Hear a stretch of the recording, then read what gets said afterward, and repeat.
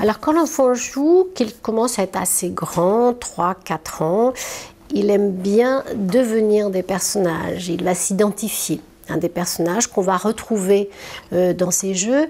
Alors c'est des personnages, soit des personnages de réalité qu'il rencontre dans sa vie, qui sont en général très liés à la cellule familiale, mais ça peut être aussi des identifications à des émotions qu'il vit et qu'il va transformer. Il peut tout à fait devenir l'agressivité. Il est monsieur agressif ou madame agressif. Il va utiliser comme ça un certain nombre de mécanismes de faire semblant pour pouvoir traduire sa vie intérieure.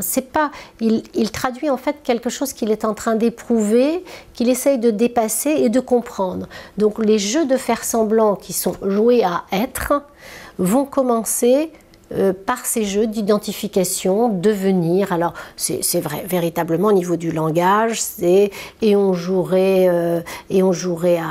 à dire qu'on est parti en vacances et on dirait qu'on a eu un accident, ou bien on dirait, c'est-à-dire qu'il va jouer ses peurs aussi dans ces jeux-là. Donc il va traduire, ou alors avec des personnages qui vont être des policiers, des docteurs, voilà, tout ce qui appartient à la préoccupation enfantine vont être mis en scène dans ces moments, dans ces activités ludiques, dans ces espaces très particuliers, qui sont vraiment des espaces-temps à part entière, dans lesquels les enfants jouent ensemble, utilisant des figures identificatoires. Ils vont jouer à plusieurs, avec tout le risque que on ne s'y retrouve pas tous dans ces jeux-là. Et d'ailleurs, on voit parfois des enfants qui sortent du jeu. Je joue plus, je veux plus jouer, je voulais être tel personnage et je ne le suis pas. Ah non, c'est moi qui ferai le bébé.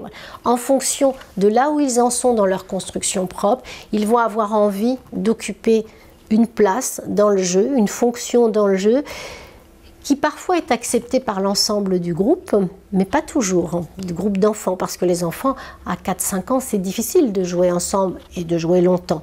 Donc, là encore, il faut essayer. Les enfants peuvent venir se plaindre il ne veut plus jouer avec moi, il n'a pas envie de jouer avec moi. Si on peut dire qu'est-ce qui s'est passé et de ne pas vouloir imposer des règles du jeu dans les jeux des enfants, mais d'essayer de voir comment l'enfant peut retourner dans le jeu par lui-même, en trouvant ses propres ressources, ses propres idées, peut-être en déplaçant légèrement le personnage qu'il voulait être, ou en inventant un nouveau qui ressemble finalement à celui qu'il voulait être, et qui va lui permettre quand même de se réaliser dans cette activité ludique.